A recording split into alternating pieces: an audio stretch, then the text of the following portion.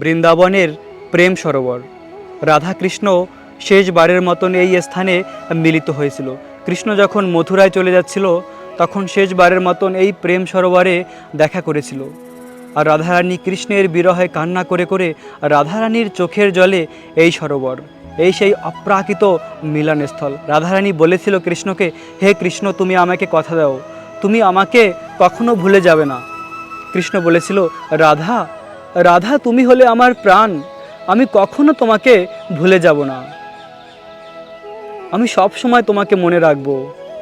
কিন্তু রাধা, আমাকে তো এখন মথুরায় ফিরে যেতেই হবে, কিন্তু আমি আবার তোমার কাছে ফিরে আসব, আমি কথা দিচ্ছি। কিন্তু কৃষ্ণ সেই যে গেল, আর তো ফিরে আসলো না। আসলে রাধা কৃষ্ণ সবসময় রয়েছে এই বৃন্দাবনে। কৃষ্ণ যদিও মথুরায় গিয়েছে, কিন্তু তাও কৃষ্ণ বৃন্দাবনেই রয়েছে।